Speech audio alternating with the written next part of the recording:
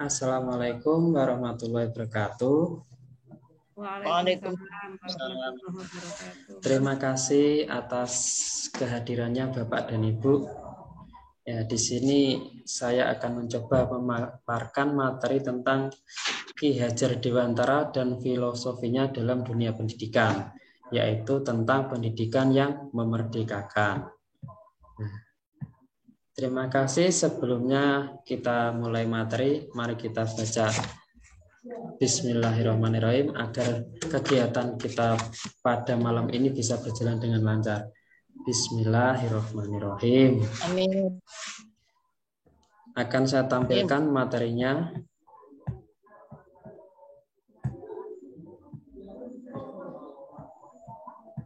Sudah tampil nggih? Sudah tampil, Pak. Oke, saya mulai saja. Pertama, tentang pendidikan yang memerdekakan menurut filosofi Ki Hajar Dewantara. Nah, kita ulas sedikit siapa sih Ki Hajar Dewantara. Ki Hajar Dewantara, beliau ini dalam dunia pendidikan ini ya sangat terkenal dan juga sangat spesial. Kenapa kok dikatakan spesial? Ya karena beliau ini pada tanggal lahirnya saja diperingati sebagai Hari Pendidikan Nasional dan beliau mendapat julukan sebagai Bapak Pendidikan. Pada saat zaman kolonial Belanda, beliau sangat mengkritik pemerintahan pada waktu itu. Beliau ini merupakan aktivis dan sekaligus jurnalis. Beliau mengkritiknya itu dengan sebuah tulisan-tulisan. Nah, sampai beliau itu diasingkan oleh Belanda karena kritikannya yang terus-menerus. Kemudian pada waktu itu beliau juga setelah kemerdekaan Indonesia dijadikan sebagai Menteri Pendidikan yang pertama pada Kabinet Insinyur Soekarno. Kenapa kok beliau pada waktu itu sangat kritik pemerintah kolonial Belanda? Karena pada waktu itu pendidikan hanya bisa hanya bisa diperoleh oleh kaum keturunan Belanda saja ataupun orang-orang yang kaya saja. Jadi tidak bersifat umum. Nah, padahal pendidikan itu sangat penting. Terus beliau juga yang terkenal dengan filosofinya, yakni filosofi tentang ing ngarsa sumtulodo ing madya mangunkarsa tutwuri handayani, yang artinya di depan memberi teladan, di tengah memberi bimbingan, di belakang memberi dorongan. Ini sangat terkenal di dunia pendidikan. Kemudian pendidikan menurut Ki Hajar Dewantara. Pendidikan adalah pembudayaan buah budi manusia yang beradab dan buah perjuangan manusia terhadap dua kekuatan yang selalu mengelilingi hidup manusia, yaitu kodrat alam dan zaman atau masyarakat. Dengan demikian, pendidikan itu sifatnya hakiki bagi manusia sepanjang peradabannya, seiring perubahan zaman dan berkaitan dengan usaha manusia untuk memerdekakan lahir dan batin, sehingga manusia tidak tergantung pada orang lain, akan tetapi bersandar atas kekuatannya sendiri. Ya. Jadi maksudnya semuanya itu bisa diperoleh. Pendidikan itu bisa diperoleh secara bebas dan merdeka. Nanti diharapkan setelah itu semuanya bisa hidup mandiri tanpa bergantung pada orang lain, karena semuanya mampu berpikir secara mandiri, mampu bekerja secara mandiri. Nah, tidak bergantung pada orang lain. Terus kemudian pendidikan budi pekerti menurut Ki Hajar Dewantara, budi pikiran dan pekerti tenaga. Apabila keduanya bersatu akan menimbulkan tindakan yang selaras dengan nilai-nilai dan menimbulkan relasi yang harmonis antar individu dengan lingkungan sosialnya. Itulah yang membuat manusia menjadi merdeka, yaitu berdiri sendiri, tidak bergantung pada orang lain, dan dapat mengatur dirinya sendiri, menguasai diri. Kemerdekaan juga bukan menyangkut hidup individu, melainkan orang banyak dalam relasi kehidupan. Artinya, kemerdekaan seseorang tidak dapat mengganggu kemerdekaan orang lain. Selain itu, dalam rangka mewujudkan pendidikan yang memerdekakan, murid harus dipandang sebagai subjek pendidikan, murid memiliki potensi-potensi yang perlu dikembangkan. Dialog menjadi cara yang sangat tepat dalam proses pendidikan yang memerdekakan. Pengetahuan tidak ditanamkan secara paksa, tetapi ditemukan, diolah, dan dipilih oleh murid. Jadi di sini peran pendidik di sini seperti sebagai teman peserta didik, karena masing-masing kan memiliki potensi dan karakteristik yang berbeda. Jadi pengajaran dan pembelajarannya juga tidak bisa disamakan. Kemudian selanjutnya filosofi pendidikan Ki-Hajar Dewantara. Nah, seperti di awal tadi, guru ini sebagai aktor, motivator, fasilitator bagi peserta didiknya. Pembelajaran bermakna akan tercipta jika iklim kelas kondusif dan peserta didik dapat belajar sesuai minat dan bakatnya tanpa adanya intimidasi. Hal tersebut dikemukakan sesuai konsep merdeka belajar. Nah, ini kan ada kata-kata iklim, minat, dan bakat. Jadi di sini jika lingkungannya sama, misalnya sama-sama belajar musik, maka mereka kan akan lebih bersemangat karena pada iklim dan minat bakat yang sama. Mereka kan juga kalau ada yang tidak paham bisa bertanya pada temannya yang sama-sama sesuai minat dan bakatnya.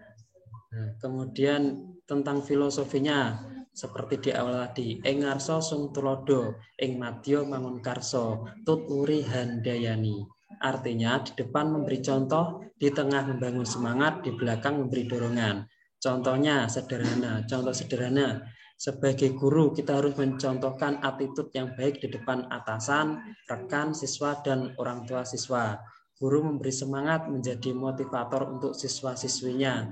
Guru mendorong kepada siswa-siswinya dapat berkembang sesuai potensi yang dimilikinya. Terus kemudian pendidikan yang memerdekakan. Pendidikan yang memerdekakan ini adalah suatu proses pendidikan yang meletakkan unsur kebebasan anak didik untuk mengatur dirinya sendiri, bertumbuh dan berkembang menurut kodratnya secara lahiriah dan batiniah. Secara lahiriah, anak didik memperoleh kemerdekaan dalam pendidikan melalui pengajaran. Terus kemudian pengajaran sesuai dengan capaian atau tingkat kemampuan. Pembelajaran yang tepat untuk peserta didik harus sesuai dengan tingkat kemampuan dari peserta didik tersebut. Pengajaran sesuai tingkat kemampuan disebut juga sebagai teaching at the right level. Pendekatan pembelajaran ini tidak mengacu pada tingkatan kelas. Pembelajaran dibuat disesuaikan dengan capaian, tingkat kemampuan, kebutuhan peserta didik untuk mencapai capaian pembelajaran yang diharapkan. Ini adalah bentuk implementasi yang sesuai dengan filosofi pendidikan Ki-Hajar Dewantara dengan memperhatikan capaian, tingkat kemampuan, kebutuhan peserta didik sebagai acuan untuk merancang pembelajaran. Maka kita melakukan segala upaya kita untuk berpusat pada peserta didik. Jadi kan sudah jelas bahwa pendidikan yang memerdekakan itu kita sebagai pengajar harus mampu memetakan tingkat kemampuan dan kebutuhan peserta didik yang berbeda-beda agar masing-masing memperoleh pendidikan yang setara. Terus mengenai tujuan pengajaran sesuai dengan capaian. Tujuan pengajaran dengan menggunakan pendekatan ini adalah penguatan kemampuan numerasi dan literasi pada peserta didik, serta pengetahuan pada mata pelajaran yang menjadi capaian pembelajaran. Peserta didik tidak terikat pada tingkatan kelas, namun dikelompokkan berdasarkan fase perkembangan ataupun sesuai dengan tingkat kemampuan peserta didik yang sama. Setiap fase ataupun tingkatan tersebut mempunyai capaian pembelajaran yang harus dicapai. Proses pembelajaran peserta didik akan disusun mengacu pada capaian pembelajaran tersebut, namun disesuaikan dengan karakteristik potensi kebutuhan peserta didiknya. Kemajuan hasil belajar akan ditentukan berdasarkan evaluasi pembelajaran. Peserta didik yang belum mencapai capaian pembelajaran di fasenya akan mendapatkan pendampingan oleh pendidik untuk bisa mencapai pembelajarannya. Jadi kan dibagi per fasenya gitu. Nah, nanti kalau ada dari satu fase tersebut ada materi yang belum bisa dipahami, dan nanti pendidik tersebut akan mendampingi sampai materi tersebut dipahami oleh peserta didik. Mungkin ini materi dari saya terkait pengajaran pendidikan yang memerdekakan dari filosofi Ki Hajar Dewantara. Nah, ini nanti ada refleksi Bapak Ibu. Ada 2 pertanyaan. Monggo nanti diangan-angan kira-kira apa dari materi tersebut. Ada 1, 2 tentang apa yang Bapak Ibu pahami tentang filosofi pendidikan menurut Ki Hajar Dewantara. Kemudian bagaimana pendidikan yang memerdekakan itu. Nanti kita diskusi. Saya kasih waktu 2 menit nggih. Monggo ditulis di kertas biar tidak lupa. Kita sama-sama diskusi untuk menambah pengalaman dan menambah pengetahuan. Monggo.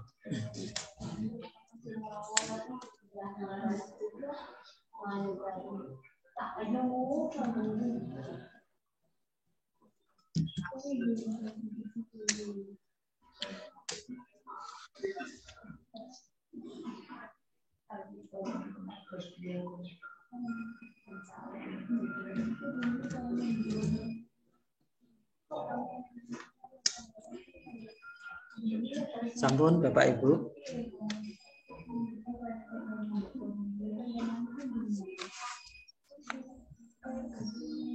Sampun, bisa kita mulai diskusinya untuk menambah wawasan lagi.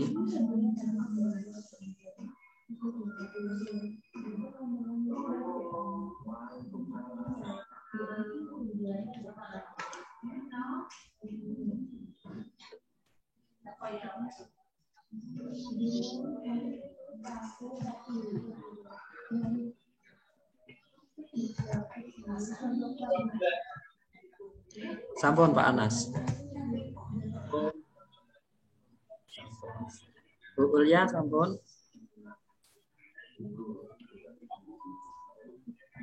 Bu Yuzina sampun. Oke. Kita mulai dari Pak Anas dulu. Pripun Pak Anas terkait materi tadi. Apa tanggapan jenengan terkait refleksi hari ini? Ya, refleksi hari ini tentang apa yang saya pahami tentang filosofi pendidikan menurut Ki Hajar Dewantara. Yang saya pahami dari salah satu filosofi Ki Hajar Dewantara yang isinya ingarsa subtulodo, yang dia mengersa untuk dihidayani.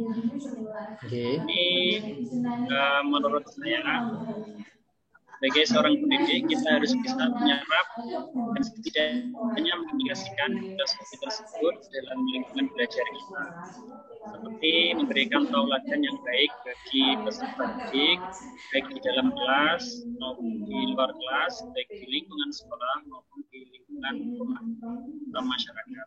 Kemudian filosofi yang kedua, sebagai seorang guru kita bisa memberikan arahan ataupun bimbingan terhadap peserta didik kita yang mungkin mengalami kesulitan dalam menyelesaikan atau mengerjakan tugas-tugasnya. Kemudian yang ketiga, sebagai pendidik kita harus bisa memberikan dukungan atau support kepada peserta didik kita yang mungkin mengalami masalah pribadi di dalam keluarganya yang terbawa di dalam lingkungan sekolah. Kemudian kita harus bisa saling bertukar cerita kepadanya, seakan kita memberikan konseling kepadanya untuk lebih mengerti apa masalah yang mereka hadapi. Kemudian kita dengan demikian bisa memberikan solusi kepadanya. Itu tentang tanggapan tentang pertanyaan yang refleksi yang pertama. Kemudian bagaimana pendidikan yang memerdekakan itu? Menurut saya pendidikan yang memerdekakan itu adalah pendidikan yang menjadikan murid itu sebagai subjek pembelajaran, bukan menjadi objek. Kalau dulu itu seakan-akan murid itu diberi ceramah, diberikan materi, tapi sekarang itu kayaknya murid itu diajak untuk sama-sama memilih apa yang mereka senangi, yang bisa kita petakan tadi sesuai dengan karakteristik yang berbeda-beda dari murid itu sendiri. Mungkin itu refleksi yang saya dari materi yang dengan Bapak. Oke, terima kasih Pak Anas, sangat lengkap sekali. Kemudian Bu Ulya, bagaimana tanggapan Bu Ulya terkait refleksi materi ini, Bu? Terima kasih. Intinya saya sama dengan Pak Anas. Oke. Pertama tentang posisi pendidikan menurut Ki Hajar Dewantara. Saya yang mengambil adalah guru sebagai contoh atau teladan yang baik bagi murid atau bagi pendidik. Kadang-kadang kita lupa ya, kadang-kadang kita hanya sekedar memberi istilahnya apa yang kita kerjakan itu kadang-kadang itulah yang diamati siswa.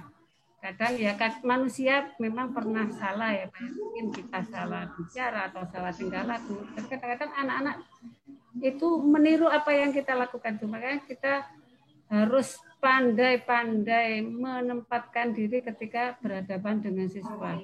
Kita sebagai contoh bagi anak tersebut. Yang kedua, bagaimana pendidikan yang memerdekakan. Pendidikan yang memerdekakan adalah pendidikan yang berpusat pada siswa, bukan pada diri lagi. Dan juga kita harus memperhatikan karakteristik anak didik kita. Anak didik kita mempunyai bermacam-macam latar belakang, bermacam-macam keinginan, bermacam-macam tingkat kecerdasan, bermacam-macam istilahnya di cara belajar dan lain sebagainya.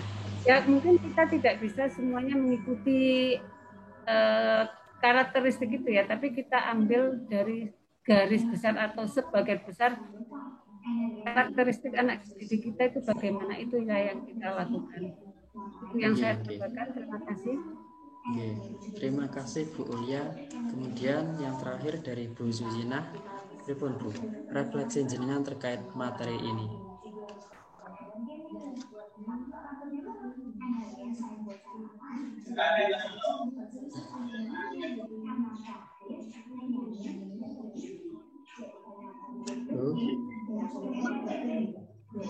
Bu Zuzina. Dengaran Bu Zuzina. Speakernya Bu, jenengan nyalakan Bu. Oh ya, untuk saya dari hasil tadi yang disampaikan oleh Pak Zainul, yang pertama tentang filosofi Hajar Dewantara itu tidak jauh berbeda dengan yang disampaikan oleh Pak Anas dan Bu Ulya, yaitu ingat tulodo ing madya mangun karso dan putri Handayani. Kalau yang dua tadi menyerti yang pertama, saya yang ketiga yaitu tentang Putri Handayani yang kemudian sampai sekarang dijadikan logo itu nggih, yang tertulis Putri Handayani. Putri Handayani dan di belakang itu memberikan motivasi. Nah, ini juga akan sangat baik untuk kita terapkan di masa sekarang ini. Di tengah tadi memberikan semangat, membangun semangat, di belakang memberikan motivasi kepada peserta didik kita sebagai pendamping anak didik dalam pembelajaran, kan banyak memberikan fasilitas bagaimana supaya mereka lebih mandiri dan lebih tertarik untuk belajar. Kemudian yang kedua, pendidikan yang merdekakan itu seperti yang disampaikan Pak Zainul tadi, yang saya pahami yaitu pendidikan yang sesuai dengan karakteristik peserta, dengan minat mereka dan sesuai dengan kebutuhan belajar. Secara singkat Pak Zainul dari saya.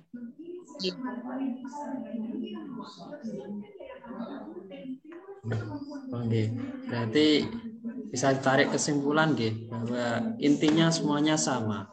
Kalau untuk yang filosofi pendidikan menurut Ki Hajar Dewantara, ya guru itu sebagai teladan, sebagai contoh. Kemudian guru juga membangun semangat dan memberikan motivasi.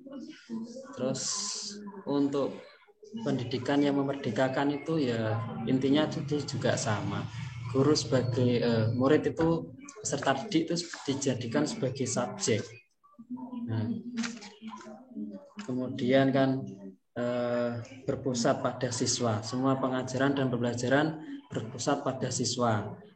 Nah, guru harus memetakan minat, bakat, dan karakteristik masing-masing peserta didik kan tidak sama. Nah, itu dipilah-pilah, kemudian nanti bisa disamakan agar pembelajarannya lebih selaras, agar lebih mudah dipahami. Ya, seperti itu ya, Bu ya.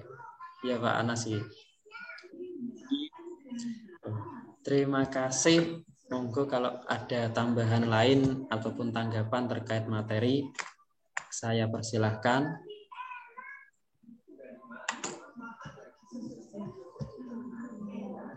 Atau cukup? Cukup nggih, kita akhiri nggih. Terima kasih atas waktunya di malam hari ini. Saya sampaikan terima kasih dan mohon maaf apabila ada kata-kata atau ada materi yang kurang. Saya akhiri dulu nggih presentasinya.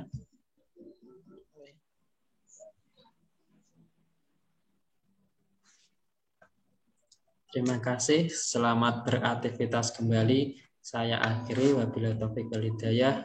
Assalamualaikum warahmatullahi wabarakatuh. Saya matikan nggih rekamannya.